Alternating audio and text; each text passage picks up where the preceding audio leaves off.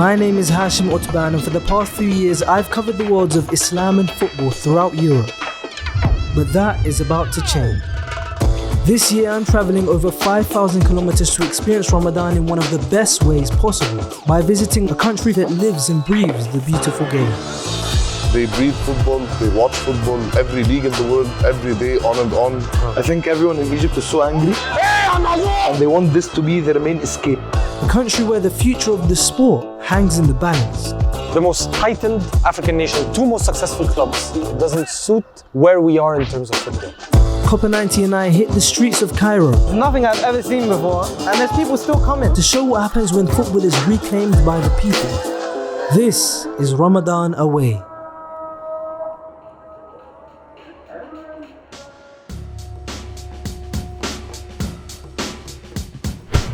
In years gone by, Copper 90 and I have explored the relationship between Islam and football in the West, particularly during the holy month of Ramadan. From players being told they aren't allowed to fast and having to hide their beliefs because of it, to the complete opposite, as clubs across the UK have opened up their stadium doors to host iftars in the last few years. But this year we decided to go in a different direction and explore what it's like when the minority becomes the majority. I think Ramadan in Egypt, for me, it's more of a collective experience. So I think like the community gets much closer to each other during Ramadan. And you would think like that because of the fasting, people like will be quieter and like their energy levels are low. But like it's the complete opposite. Everyone is just so energized. As soon as Ramadan comes, everything is out of the window. Plus, you have like different sleep schedule.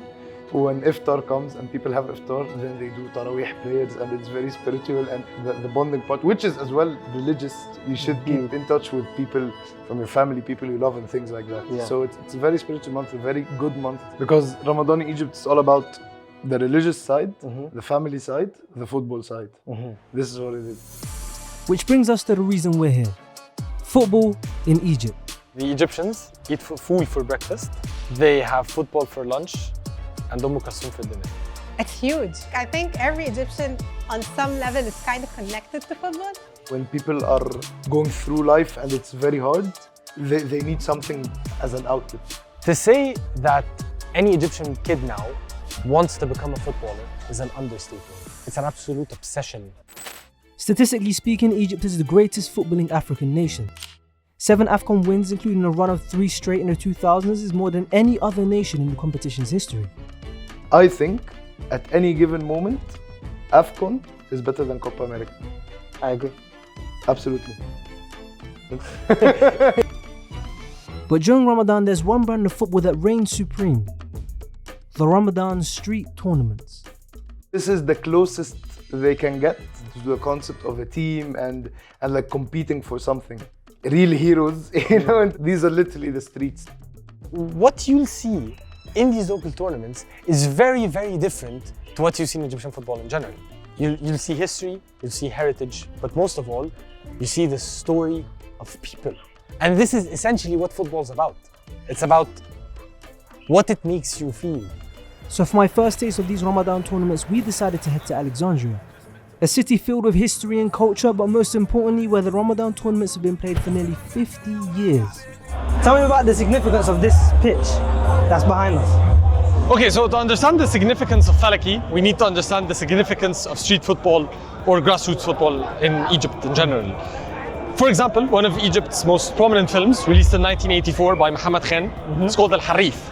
It's about a street football player, and it sort of tackles themes of like hope, or losing hope actually. Falaki is one of the oldest tournaments, one of the oldest street tournaments in Egypt. It was inaugurated in 1976. And for reference, PSG are only 6 years older. So this is one of the most iconic pitches and one of the most iconic tournaments in Egyptian football history. And I'm not talking grassroots football, I'm talking Egyptian football as a whole. In general. Yeah.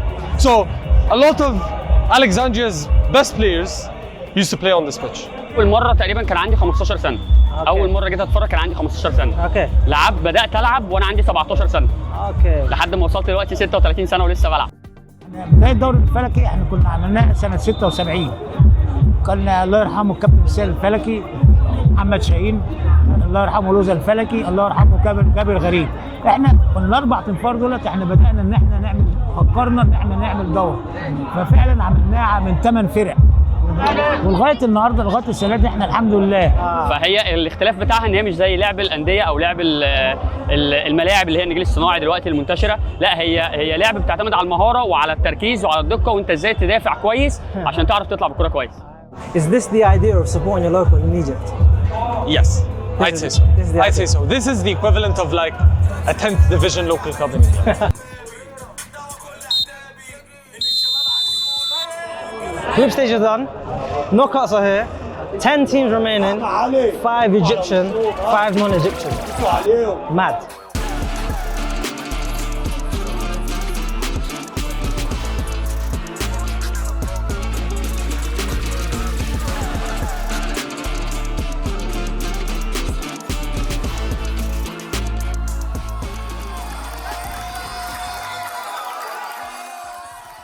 Team from Croatia versus team versus here from their side, and they couldn't lose, and it went to a 1v1, and they ended up winning pitch invasion. I mean, if someone would have came here to Falaki and beat a team from Alexandria, that would have been crazy, I can't lie. But it happened, they won, pitch invasion, what could we ask for?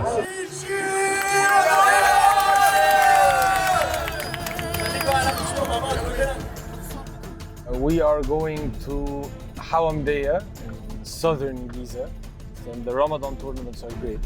So we're going there to see basically how the community interacts with grassroots football. Whilst from a glance of silverware it may seem Egyptian football is thriving, it's clear that Egyptians feel more disconnected from their football than ever. And I was beginning to understand just why these tournaments were so special. Okay,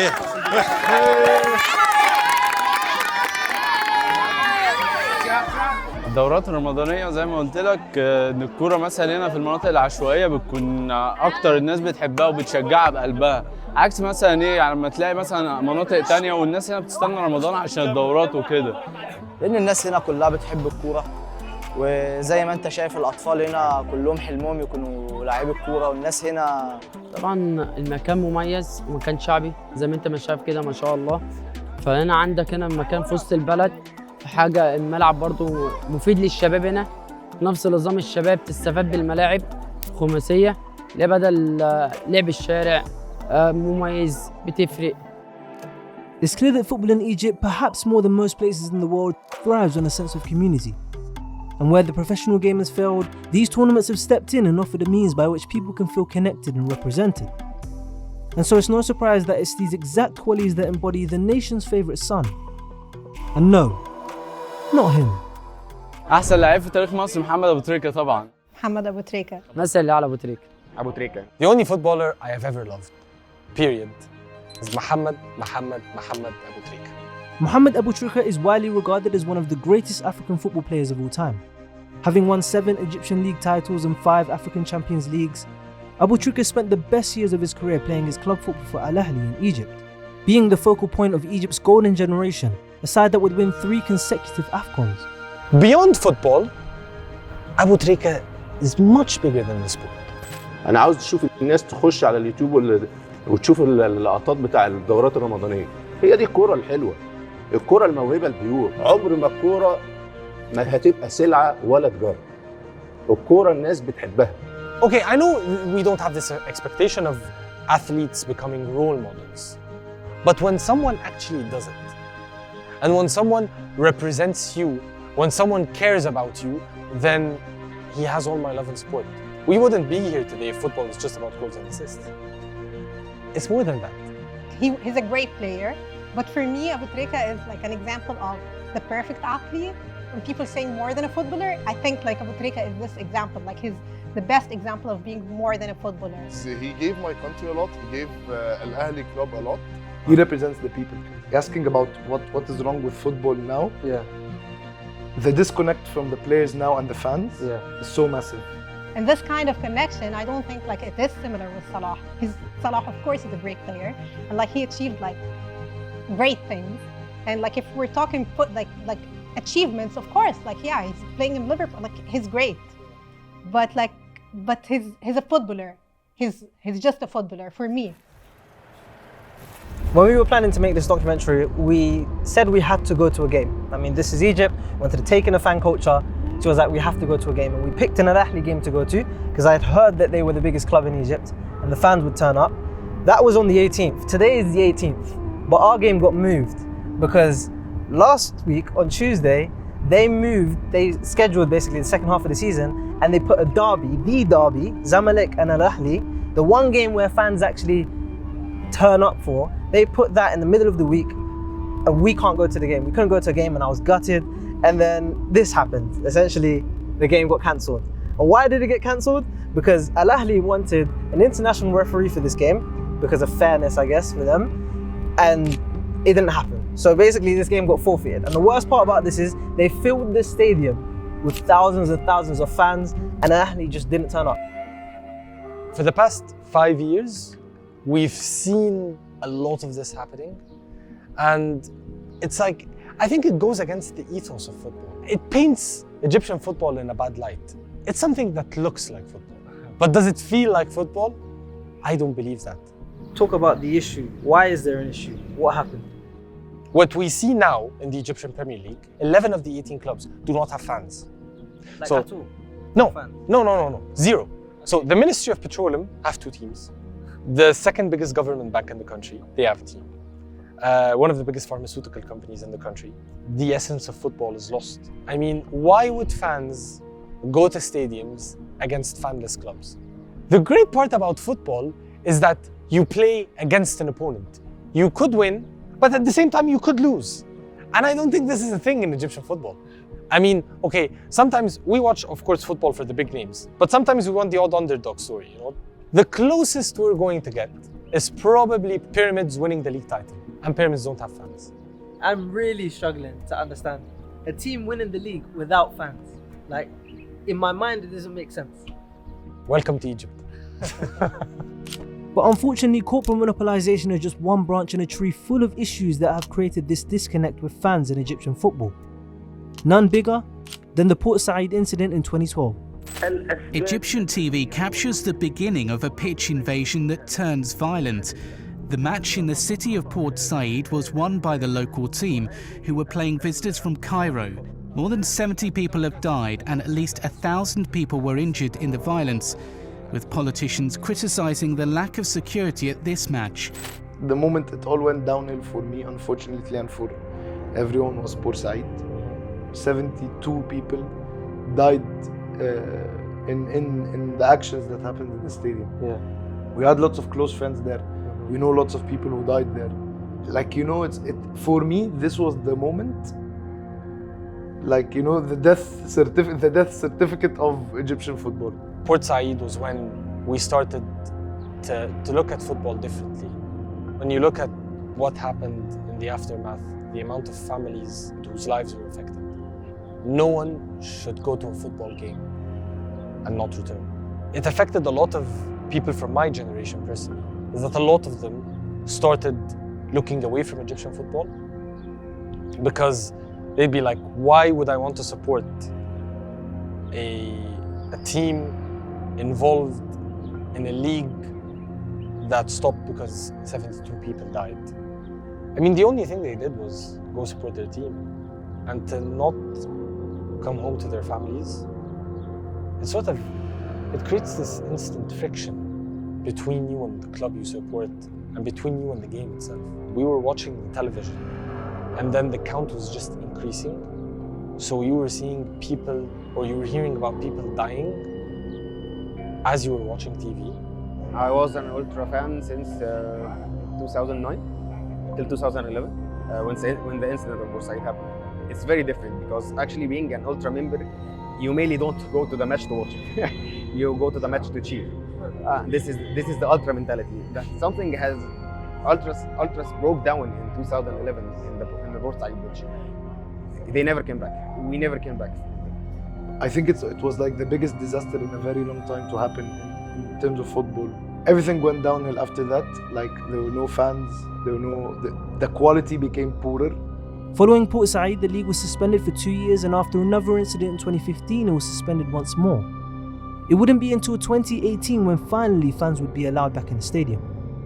So it's no surprise that, like many things in Egypt, the people are trying to find a way to take their football back.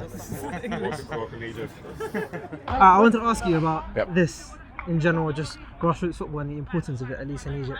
Could you talk? قدم عزيز وقدم عزيز براحتك قدم براحتك. A lot of football needs to be played in Egypt, and there is an undersupply of courts. There is an oversupply of players. As a result, there just isn't enough organized football. And so when there is an opportunity like this that people are presented with, as you can see, people will just flock in, especially in a month like Ramadan, where there's a lot of free time that's, people have on their hands. There's millions of Egyptians that deserve and want to play football and are able to do that, but just have never been presented with the opportunity. So you've got a very large concentration of funding, resources, talent at the top 5 teams in the country in most sports, and then after that, it really, really drops. I think I'm going to play for you second half. Yeah. I haven't warmed up yet. Right. This is an artificial turf, and so absolutely do that. Hey, I'm Azouz! Hey! Yalla Walid! Yalla Walid! Yalla Walid!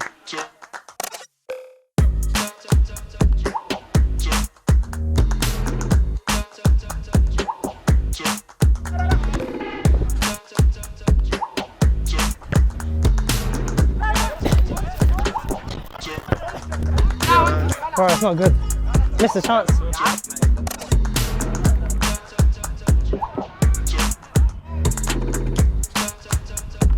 Joe!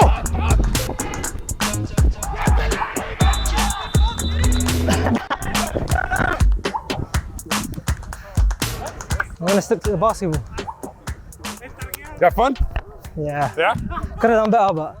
Could have done a lot better. But community in Egypt isn't just found on the pitches. It's something that has been fostered amongst the people for centuries. And the Iftar at Matareya is the best example of that. I wanted to come and understand what Ramadan is like in Egypt, and this is this is not what I expected. Like, there's one street there, one street there, one street there, just filled with people. It's at least 6,000 people on this street, at least 6,000 people on that street, and the street after, and the street after. And there's people still coming. This is mad. Do you know, for me, in London at least, Ramadan is such a family thing. It's like your locals. You chat to your family, you chat to your cousins, but this is like a whole nother level of community that I've never experienced. It's bewildering for me, for something that I do with my family, to be blown up into something that 20,000 people do in congregation on the street. This is mad. What's your experience? This is like Oxford Street on like a Boxing Day. I'm getting shoved. دي السنة ال11 لعزومة مائدة المطرية. هي بدأت في الأول في المطرية هنا في عزبة حمادة، مش قاعدين بشارعين. هي بدأت في الأول ب5 كراسي، وسنة عن سنة ابتدت إن هي تزيد وتتقدم.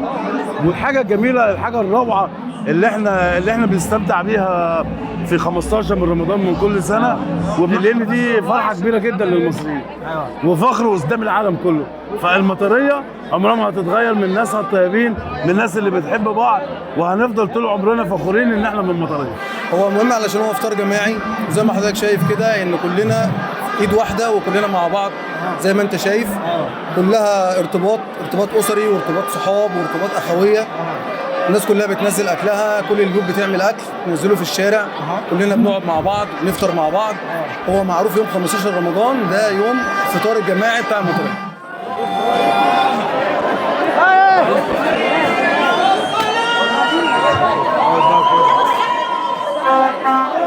Clock strikes and everyone remembers that they're hungry.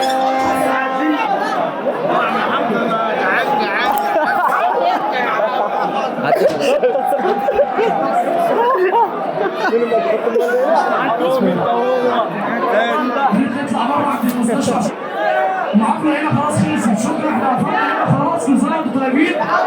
ان شاء الله كل سنه معاكم، يا رب ما يخش حد زعل مننا. انا زعلان. الناس اللي واقفه جوه الحمد لله. I mean, it's still happening. It's still going to be happening. I think there was at least 25,000 people here, at least. That's like the size of QPR Stadium, probably more. But I mean, that number of people coming together to do something in a community, this is purely put on and has been put on by the community, for the community. And I think at least today is a show just for me, if not for the rest of the world. Community in Egypt is everything. It was getting late, but as I discovered, Egyptians don't sleep, especially during Ramadan. So I heard there's a tournament happening. I think we missed the first game. I heard there's a ex-Zamalek player playing as well. I hope we can make it on time, honestly. But not with you slowing me down if you hurry up.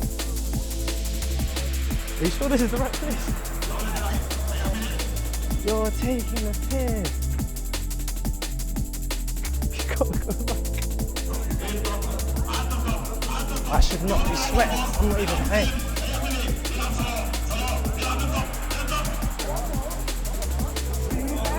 I think I can hear it, so I think we're good.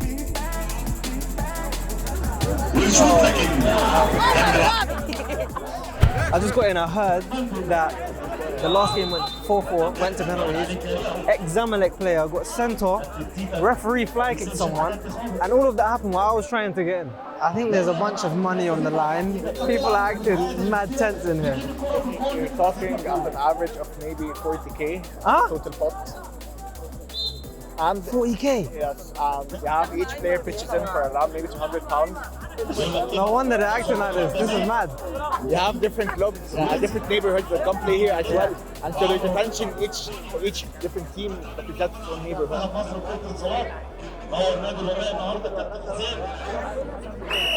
I think this is what we're here for. There's nothing we love more than penalties.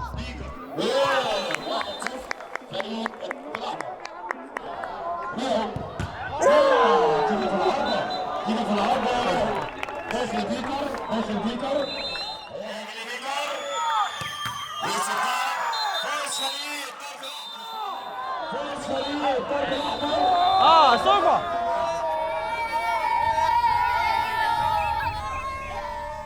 All of the people simply like football, and it's huge. They breathe football, they play football, they watch football every day, on and on, every league in the world.